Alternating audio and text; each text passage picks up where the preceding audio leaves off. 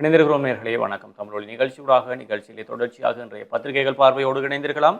கைவசம் 4 பத்திரிகைகள் இன்றைக்கும் இருக்கிறது. முதலிலே வலம்புரி நாளிதழின் செய்திகளோடு இணைந்திருக்கலாம். வலம்புரி நாளிதழுடைய பிரதான தலைப்பு செய்தியாக 2026 பட்ஜெட் தொடர்பான IMFின் சிபாரிசுகள் அரசால் நிராகரிக்கப்பட்டன. வர்த்தக அமைச்சர் வசந்த சமரசிங்க தெரிவிப்பு. 2026ஆம் ஆண்டுக்கான வரவு செலவு திட்டம் தொடர்பாக சர்வதேச நாணய நிதியம் முன்வைத்துள்ள பரிந்துரைகளை அரசாங்கம் நிராகரித்துள்ளதாக வர்த்தக அமைச்சர் வசந்த சமரசிங்க தெரிவித்திருக்கிறார். தொடர்ச்சியாக அந்த செய்தியை பார்க்கையில் பாராளுமன்றத்தில் நேற்று உரையாற்றும் போதே அவர் இவ்வாறு தெரிவித்தார். அவர் தொடர்ந்து தெரிவிக்கையில், இந்த ஆண்டு மார்ச் மாதம் முதல் சொத்து வரி விதிக்க IMFின் முன்வைத்த திட்டங்களை அரசாங்கம் நிராகரித்திருக்கிறது. மேலும் சொத்து வரி 2027 முதல் நடைமுறைப்படுத்தப்படும். சம்பள உயர்வுக்கான IMFின் முன்மொழிவையும் நாங்கள் நிராகரித்தோம். இது பணவீக்க விகிதத்தை விட குறைவு. எங்களுக்கு கிடைத்த ஆணையின்படி பணவீக்க விகிதத்தை விட சம்பள உயர்வு அதிகமாக இருக்க வேண்டும் என்று IMFக்கு தெரிவித்திருக்கிறோம் என்று அவர் தெரிவித்தார் என்ற செய்தி காணப்படுகிறது. ஏனைய முற்பக்க செய்திகளுக்குள் சட்டவிரோத சொத்து குவிப்பு, யாழ்ப்பாணத்தில் வர்த்தக நிலையத்தை முற்றுகையிட்டு போலீசார் தேடுதல். யாழ்ப்பாணத்தில் சட்டவிரோத சொத்து குவிப்பு குற்றச்சாட்டின் அடிப்படையில் ஆணைப்பந்தி பகுதியில் உள்ள வர்த்தகர் ஒருவரின் விற்பனை நிலையத்தில் நேற்று சோதனை நடாத்தப்பட்டிருக்கிறது. யாழ்ப்பாணம் நீதவான் நீதிமன்றத்தில் போலீசாரால் பெற்றுக் கொள்ளப்பட்ட தேடுதல் அனுமதிக்கு அமைய குறித்த சோதனை நடாத்தப்பட்டது. சட்டவிரோதமாக சொத்து சேர்த்துள்ள சிலருக்கு எதிராக யாழ்ப்பாணம் குற்றத்தடுப்பு பிரிவு போலீசார் விசாரணைகளை முன்னெடுத்து வருகிறார்கள். தொடர்ச்சியாக அந்த செய்தியை பார்க்கையில்,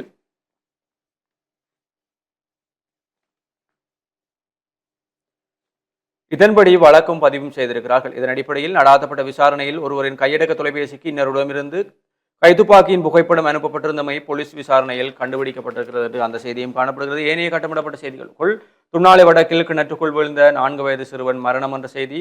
உயர்தர பரீட்சை நிறைவடைய முன் விடைத்தாள் திருத்தும் பணிகள் ஆரம்பம். இம்முறை உயர்தர பரீட்சை நடவடிக்கைகள் நிறைவடைவதற்கு முன்னரே விடைத்தாள் திருத்தும் பணிகளை ஆரம்பிக்க திட்டமிட்டுள்ளதாக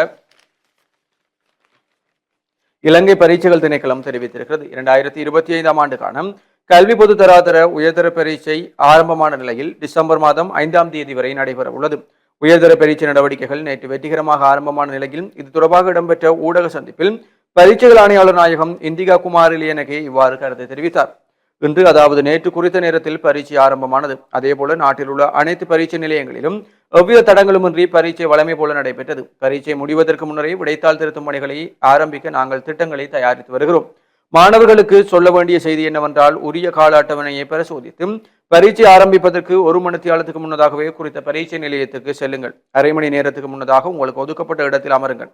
மண்டபங்களுக்குள் பிரவேசிப்பதற்கான பரீட்சை அனுமதி பத்திரத்தை எடுத்து செல்லுங்கள் எனவும் அவர் குறிப்பிட்டிருக்கிறார் என்ற செய்தி. அதேபோல யுக்திய போன்ற நெத்தலிகள் பிடிக்கவில்லை, நாங்கள் சுறாக்களை கைது செய்திருக்கிறோம். பாதுகாப்பு பிரதி அமைச்சர் சுனில் வட்டகல தெரிவிப்பு.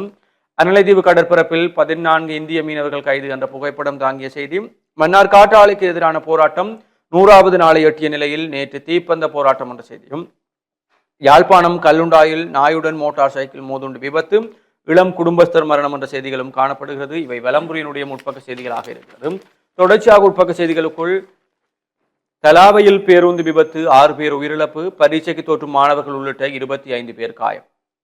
அனுராதபுரம் தலாவ ஜெயகங்க சந்தி பகுதியில் தனியார் பேருந்து ஒன்று கவிழ்ந்து விபத்துக்குள்ளானதில் 6 பேர் உயிரிழந்திருக்கிறார்கள் என்ற செய்தியும். போதை ஒழிப்பு திட்டம் 4 நாட்களில் 800 முறைப்பாடுகள். போதைப்பொருள் கடத்தல் தொடர்பாக தகவல் வழங்குவதற்கு அறிமுகப்படுத்தப்பட்ட 1818 தொலைபேசி இலக்கத்துக்கும் கடந்த 4 நாட்களுக்குள் 800க்கும் மேற்பட்ட முறைப்பாடுகள் கிடைக்கப்பெற்றுள்ளதாக பொதுமக்கள் பாதுகாப்பு அமைச்சர் ஆனந்த விஜயபால தெரிவித்திருக்கிறார் என்ற செய்தி. உயர்தர பரீட்சையை முன்னிட்டு விசேட போக்குவரத்து சேவை. கல்வி பொதுத்தர உயர்தர பரீட்சையை முன்னிட்டு விசேட போக்குவரத்து சேவைகள் ஆரம்பிக்கப்பட்டிருக்கின்றன. நேற்று முதல் பரீட்சைகள் நிறைவடையும் வரை உயர்தர பரீட்சைக்கான விசேட போக்குவரத்து சேவை முன்னெடுக்கப்படும் என இலங்கை போக்குவரத்து சபையின் போக்குவரத்து பிரதி முகாமையாளர் VHR சந்திரஸ்ரீ தெரிவித்திருக்கிறார். உயர்தர பரீட்சைகள் காலை மற்றும் பிற்பகல் என இருவேளைகளில் இடம்பெறுவதால் சிசுசரிய சேவையை பரீட்சை காலங்களில் முன்னெடுக்க முடியாது எனவும் அதற்கு பதிலாக விசேட போக்குவரத்து சேவைகள் முன்னெடுக்கப்படும் எனவும் அவர் குறிப்பிட்டிருக்கிறார் என்ற செய்தி. பரீட்சைக்கு தோற்றவிருந்த மாணவி திடீர் மரணம். இந்த ஆண்டு உயர்தர பரீட்சைக்கு உயிரியல் பிரிவில் தோற்றவிருந்த தம்புள்ளை பிரதேசத்தை சேர்ந்த மாணவி ஒருவர் திடீரென உயிரிழந்திருக்கிறார் என்ற செய்தியும். மீண்டும் தாயகம் திரும்ப உள்ள இலங்கை அகதிகள். இந்தியாவில் குறிப்பாக தமிழகத்தில் அதிகமாக தங்கியிருக்கும் இலங்கை தமிழ் அகதிகள் தன்னார்வ அடிப்படையில் மீண்டும் தாயகம் திரும்புவதற்கான பணிகள் முன்னெடுக்கப்பட்டுள்ளது என்றும் UNHCR தெரிவித்திருக்கிறது. குறித்த அமைப்பின் இந்திய பிரதிநிதி அரட்டிசியன்னி இதனை நேற்று முன்தினம் தெரிவித்தார். கடந்த ஆண்டு 200 இலங்கை அகதிகள் தங்கள் தாய் நாட்டிற்கு திரும்பி இருக்கிறார்கள் என்னும் அவர்களில் 4 பேரை இலங்கையின் குடிவரவு அதிகாரிகள் கைது செய்தமை அடுத்து தன்னார்வ மீள் திரும்பல் பணிகள் UNHCR தற்காலிகமாக நிறுத்தி வைத்திருக்கிறது. எனினும் தற்போதும் இலங்கை அதிகாரிகளுடன் இது தொடர்பில் செயற்பட்டு வருவதாகவும் அவர் தெரிவித்திருக்கிறார் என்ற செய்தி. தொடர்ச்சியாக யாழ் உள்ளிட்ட பல இடங்களில் ஆரோக்கியமற்ற காற்றின் தரம் முகக்கவசம் அணியுமாறு வலியுறுத்தும். நாட்டின் பல பகுதிகளில் காற்றின் தரம் தற்போது ஆரோக்கியத்துக்கு பாதகமான அளவுக்கு குறைந்துள்ளதாக காற்றுத்தர குறியீட்டு முறைமையின் நேரடி தகவல்கள் தெரிவிக்கின்றன. இதன்படி யாழ்ப்பாணம், கதிர்வெல, சிலாபம், அகரகம, திகன, கங்கம, அக்கரைப்பற்று, கலாவான, முள்ளியவளை, பனங்கண்டி மற்றும் உப்புவழி ஆகிய இடங்களுடன் மற்றும் கொழும்பின் பல பகுதிகளும் அடங்கும். காற்றில் உள்ள மாசு அளவு நீண்ட நேரம் சுவாசிப்பதற்கும் ஆபத்தான அளவை எட்டியிருக்கிறது. இது சிறுவர், முதியோர் மற்றும் சுவாச அல்லது இதய நோயில் உள்ளவர்களுக்கும் மிகவும் ஆபத்தானது என நிபுணர்கள் எச்சரிக்கிறார்கள். இதனால் குறித்த பகுதிகளில் வசிப்பவர்கள் வெளியில் செல்லும் போதும் முகக்கவசத்தை அணிந்து செல்லுமாறு வலியுறுத்தப்படுகிறார்கள் என்று அந்த செய்தியும் காணப்படுகிறது. மாவீரர்களை நினைவு கூர்ந்து மலர் தூவி அஞ்சலி.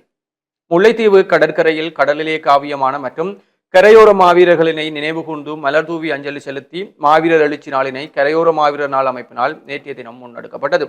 இதன்போது கரைத்துறைப்பற்று பிரதேச சபையின் உறுப்பினர்களான பவுல்ராஜ், குணசிங்கராயா மற்றும் வீரர்களின் உரித்துடையோர்கள், கரையோர பொதுமக்கள் என பலரும் கலந்து கொண்டு அஞ்சலி செலுத்தினார்கள் என்ற புகைப்படம் தாங்கிய செய்தி ஒன்றும். கிளிநொச்சியில் பாதீனியம் ஒழிப்பு நடவடிக்கை இன்று ஆரம்பம். 1 கிலோ பாதீனியம் 200 ரூபாய்.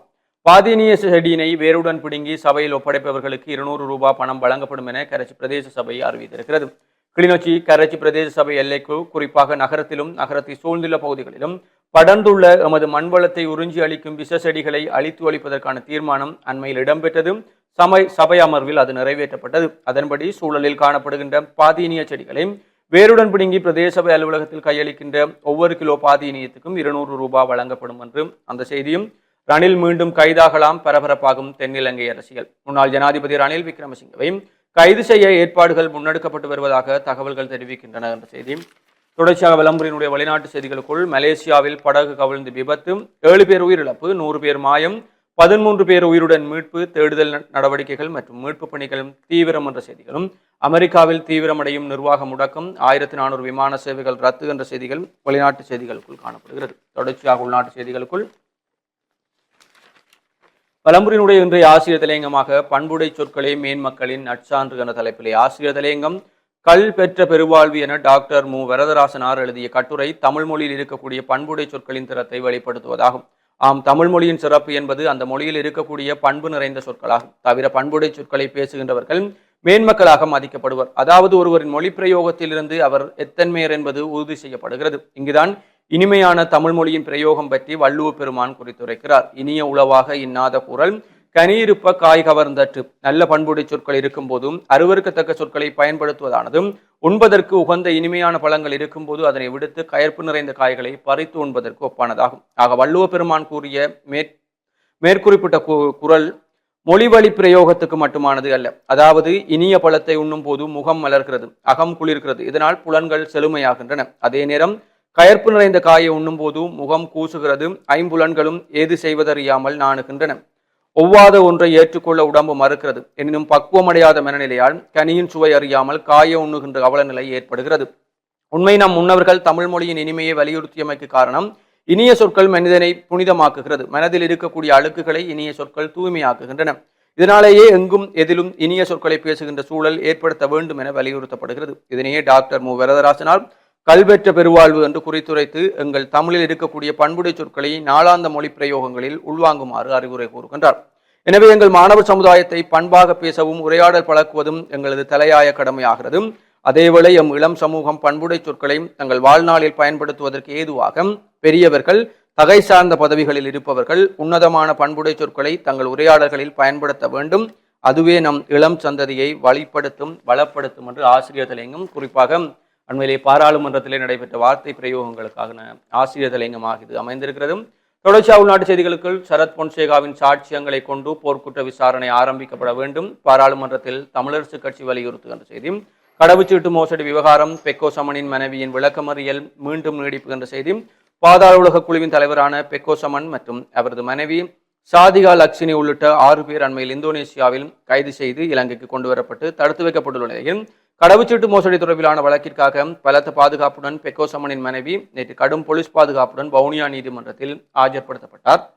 குடிவரவு குடியகழ்வு திணைக்களத்தின் வவுனியா பிராந்திய அலுவலக அதிகாரி ஒருவர் ஊடாக கடவுச்சீட்டு மோசடியில் ஈடுபட்டதாக பெக்கோசமனின் மனைவி சாதிகா லட்சுமி மீது வழக்கு தாக்கல் செய்யப்பட்டுள்ள நிலையில் குறித்த வழக்கு விசாரணைக்காக அவர் நீதிமன்றத்தில் ஆஜர்படுத்தப்பட்டார். வழக்கை விசாரித்த நீதிபதி சாதிகாவின் விளக்கமறியல் காலத்தை நீடிக்க உத்தரவிட்டதுடன் எதிர்வரும் 24ஆம் தேதி வரை வழக்கை ஒத்திவைத்தார் என்று அந்த செய்தியும் காணப்படுகிறது.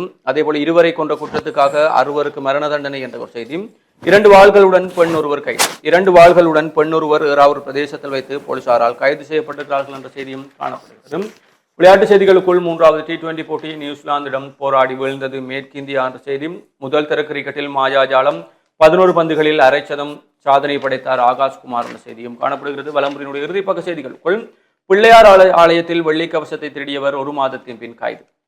யாழ்ப்பாணத்தில் ஆலயம் ஒன்றில் பிள்ளையார் சிலையின் வெள்ளியிலான கவசத்தை களவாடியவர் 1 மாத காலத்திற்கு பின்னர் நேற்று கைது செய்யப்பட்டிருக்கிறார் என்ற செய்தி. ஓய்வு நிலை மாகாண கல்வி பணிப்பாளர் திடீர் மரணம். ஓய்வு நிலை வடக்கு மாகாண கல்வி பணிப்பாளர் சிவஞானம் ஜோன் குயின்ட்ரஸ் வயது 61 நேற்று சடலமாக மீட்கப்பட்டிருக்கிறார். மன்னார் யாழ் பிரதான வீதியில் அமைந்துள்ள சிப்பியாறு பாம்பு வழிகாட்டி அந்தோணியார் ஆலய வளாகத்திலிருந்து நேற்று திங்கட்கிழமை காலை அவர் சடலமாக மீட்கப்பட்டார். நேற்று திங்கட்கிழமை காலை தனது வாகனத்தில் பாம்பு வழிகாட்டி அந்தோணியார் ஆலயத்திற்கு சென்றும் வழிபாட்டில் ஈடுபட்டிருந்த நிலையில் அவர் திடீரென உயிரிழந்திருக்கலாம் என தெரிய வருகிறது. இது தொடர்பில் போலீசாருக்கு அறிவிக்கப்பட்டது. அதனைத் தொடர்ந்து சம்பவ இடத்திற்கு சென்ற மன்னார் திடீர் மரண விசாரணை அதிகாரி பி பிரபானந்தன் சடலத்தை பார்வையிட்டார். பின்னர் மேலதிக நடவடிக்கைகளுக்காக சடலத்தை மன்னார் பொது வைத்தியசாலையில் ஒப்படைக்க அறிவுறுத்தினார் என்ற செய்தி. இவை வலம்புரியினுடைய முதன்மை செய்திகளாக இருக்கிறது. தொடர்ச்சியாக நிகழ்ச்சியில் ஈழநாட்டு பத்திரிகையின் செய்திகளோடு இணைந்திருக்கலாம். ஈழநாட்டு பத்திரிகையினுடைய செய்திகளை நாங்கள் பார்க்கலாம். சரணடைந்தவர்கள் படுகொலைக்கு சரத் பொன்சேகாவே முக்கிய சாட்சி, விசாரணை கோருகிறார் ஸ்ரீநேசன் எம்பி. முன்னாள் ராணுவ தளபதி பீல்டு மாஸ்டர் சரத் பொன்சேகா ஒரு சாட்சியமாக மாறி இசைப்பிரியா படுகொலை, வெள்ளை கொடியுடன் சரணடைந்தவர்கள் படுகொலைகள் தொடர்பில் தொடர்பட்டவர்களை வெளிப்படுத்தி இருப்பதனால் அவரை ஒரு முக்கிய சாட்சியாக கொண்டு இந்த அரசாங்கம் இவ்விடயங்களை உடனடியாக ஆராய வேண்டும் என்று தமிழரசு கட்சியின் மட்டக்களப்பு மாவட்ட பாராளுமன்ற உறுப்பினர் ஸ்ரீநேசன் வலியுறுத்தியுள்ளார் என்கிறதான இந்த செய்தி பிரதான தலைப்பு செய்தியாக ஈழநாட்டு பத்திரிகையிலே பிரசுரமாக இருக்கிறது. தொடர்ச்சியாக செய்திகளை பார்க்கலாம். அனுராதபுரம் பஸ் விபத்தில் உயர்தர மாணவன் உயிரிழப்பு, மேலும் 46 பேர் காயம். மாகாண சபை தேர்தல் எப்போது நடத்தப்படும், எதிரணி சபையில் கேள்வி என்கிறதான கேள்விக்குறியுடன் கூடிய ஒரு செய்தியானது பிரசுரமாக இருக்கின்றது. நல்லிணக்கம் பொறுப்பு குரலுக்கு புதிய அரசமைப்பு திருத்தம் அவசியம், யாழில் சுவிஸ் தூதரகம் முதன்மை செயலர் என்கிறதான செய்தி. அர்ஜுன் மகேந்திரனை கைது செய்ய ஏற்பாடு.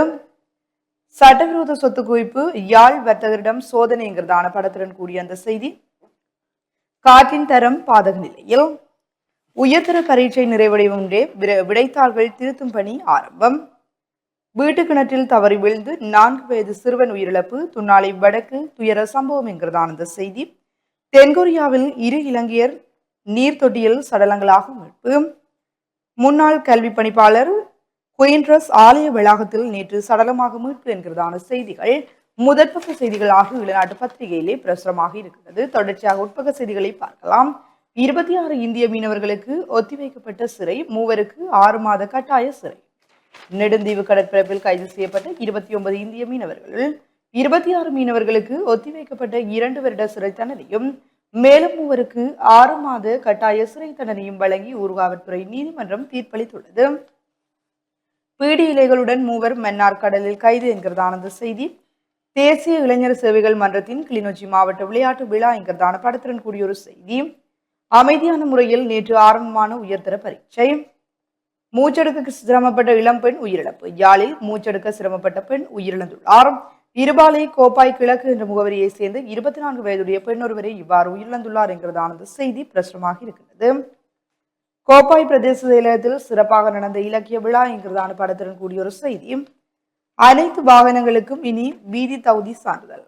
எதிர்காலத்தில் அனைத்து வாகனங்களும் வீதி தகுதி சான்றிதழ் கொண்டிருப்பது கட்டாயமாக்க நடவடிக்கை எடுக்கப்பட்டு மோட்டார் வாகன போக்குவரத்து ஆணையாளர் நாயகம் கமல் அமரசிங்க தெரிவித்துள்ளார் என்கிறதான அந்த செய்தி பிரசுரமாக இருக்கிறது. பல்கலை மாணவியின் உறுப்புகள் தானம் என்கிறதான கட்டமிடப்பட்டுள்ள அந்த செய்தி. உயர்தர பரீட்சைக்கு தோற்றிருந்த மாணவி திடீரென உயிரிழந்தார். கல்வி பொதுத்தராதர உயர்தர உயிரியல் பரீட்சைக்கு தோற்றிருந்த 19 வயதுடைய பாடசாலை மாணவி ஒருவர் திடீரென உயிரிழந்த சம்பவம் தமிழில் இடம்பெற்றுள்ளது. நேற்று முன்தினம் ஞாயிற்றுக்கிழமை தனது அறையில் படித்துக் கொண்டிருந்த மாணவி காலை தூக்கத்திலிருந்து எழுந்திருக்காததை அவதானித்த பெற்றோர் மயக்க நிலையில் இருந்த மாணவியை தம்பிள்ளை ஆதார வைத்தியசாலைக்கு கொண்டு சென்றுள்ளனர்.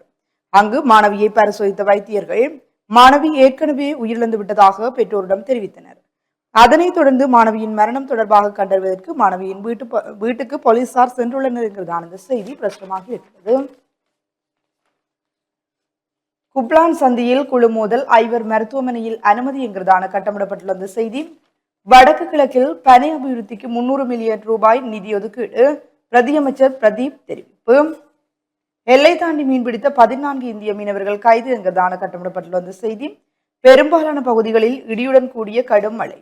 நாட்டில் பெரும்பாலான பகுதிகளில் பிற்பகல் 1 மணிக்கு பிறகு மழை அல்லது இடியுடன் கூடிய மழை பெய்யக்கூடும் என வளிமண்டலவியல் திணைக்களம் எதிர்வு கூறியுள்ளது. வவுனியாவில் 2455 மாணவர்கள் பரீட்சை எழுதினர் என்கிறதான இந்த செய்தி. போதைப்பொருள் பாவனையாளர்களுக்கு மறுவாழ்வு அளிக்க அரசு நடவடிக்கை, ஆலோசகர்களை நியமிக்க ஏற்பாடு. போதைப் பொருட்களுக்கு அடிமையான இளைஞர்களுக்கு மறுவாழ்வு அளிக்கும் நோக்குடன் அவர்களுக்கு ஆலோசனை வழங்க ஆலோசகர்களை நியமிக்க ஏற்பாடு செய்யப்பட்டு வருவதாக பொது பாதுகாப்பு அமைச்சர் ஆனந்த் விஜயபால தெரிவித்துள்ளார். பட்ஜெட்டை பாராட்டும் ஆடை தொழில்துறை. இலங்கையின் மிகப்பெரிய தொழில்துறை ஏற்றுமதி வருமானமாக ஆடை தொழிற்சாலை 2026ஆம் ஆண்டுக்கான பாதீட்டு திட்டத்தை பாராட்டியுள்ளது என்கிறதான செய்தி பிரசுரமாக இருக்கிறது. இலங்கையின் 16வது தேசிய சைபர் பாதுகாப்பு மாநாடு நாளை கொழும்பில். மருத்துவர்களை விட விலங்குகளுக்கே இம்முறை பட்ஜெட்டில் சாதகம் அதிகம், வைத்திய நிபுணர் சமல் சஞ்சீவ என்கிறதான செய்தி. 2026ஆம் ஆண்டுக்கான பாதீட்டு திட்டத்தை விசேட வைத்திய நிபுணரான சமல் சஞ்சீவ கடுமையாக விமர்சித்துள்ளார். குறித்த பாதீட்டில் விலங்கு நலனுக்கு கணிசமான நிதி ஒதுக்கப்பட்டுள்ள நிலையில் நாட்டின் வைத்திய நிபுணர்கள் புறக்கணிக்கப்பட்டுள்ளதாக அவர் குற்றம் சாட்டியுள்ளார் என்கிறதான செய்தி பிரசுரமாக இருக்கிறது. போதைப்பொருள் படகு தொடர்பில் விசாரிக்க மாலைதீவுக்கு சென்ற இலங்கை விசேட குழு. போதைப்பொருள் குறித்த தகவல் வழங்கும் 1818 என்ற இலக்கத்துக்கு 800 முறைப்பாடுகள் என்கிறதான செய்தி பிரசுரமாக இருக்கிறது. பதுளை பண்டாரவளையில் போதைப்பொருள் விற்பனை, பெண்கள் உட்பட 3 சிக்கினர் என்கிறதான செய்தி. மாநகர கலாசார மண்டபம் ஆளுநரால் திறந்து வைப்பு என்கிறதான படத்துடன் கூடிய ஒரு செய்தி பிரசுரமாக இருக்கின்றது. மட்டக்களப்பில் போலீஸ் சட்டத்தரணி கைது. மட்டக்களப்பு நீதிமன்றத்துக்குள் சட்டத்தரணிகள் அணியும் ஆடை போல ஆடை அணிந்து உள்நுழைந்து வழக்காடி தருவதாக பொதுமக்கள் பலரிடம் பல லட்சம் ரூபாயை மோசடி செய்துள்ளதுடன் சில சட்டத்தரணிகளை ஏமாற்றியும் நாடகமாடி வந்த போலீஸ் சட்டத்தரணி ஒருவரை கைது செய்துள்ளதாக போலீசார் தெரிவித்துள்ளனர் என்கிறதான செய்தி தொடர்கிறது. ஜனாதிபதிக்கு நன்றி தெரிவித்து தொழிலாளர்கள் கொண்டாட்டம் என்கிறதான செய்தி. உயிரிழந்த நிலையில் காட்டு யானை மீட்பு என்கிறதான ஒரு செய்தி பிரசுரமாக இருக்கின்றது. இறுதிப்பக்க செய்திகளை பார்க்கின்ற போது, இந்தியாவில் உள்ள 50 அகதிகள் இலங்கைக்கு திரும்ப ஆர்வம், அகதிகளுக்கான ஐநா தூதரகம் தகவல். இந்தியாவில் உள்ள இலங்கை ஏதிலிகள் தன்னார்வ அடிப்படையில் நாடு திரும்பும் பணிகளை மீண்டும் ஆரம்பிக்க உள்ளதாக அகதிகளுக்கான ஐக்கிய நாடுகளின் தூதரகம் தெரிவித்துள்ளது. நுவரெலியா மாவட்டத்தில் மட்டுமே சிவில் பாதுகாப்பு அதிகாரி இல்லை என்கிறதான செய்தி. டிஜிட்டல் மயமாக போகும் இலங்கை சுகாதார சேவை. நீதவான் பதவிக்காக ஆட்சேர்ப்பு தகுதிகளை திருத்த தீர்மானம் என்கிறதான செய்தி. வடக்கு கிழக்கில் மோசடிகள் தீவிரம், எச்சரிக்கும் போலீசார். ஆபாசமான இணையதளங்களை வருவாய்க்காக நாடும் இலங்கையர், போலீசார் எச்சரிக்கை என்கிறதான செய்திகள் இன்றைய ஈழநாட்டு பத்திரிகையிலே பிரசுரமாக இருக்கின்ற முக்கிய செய்திகளாக அமைந்திருக்கின்றன.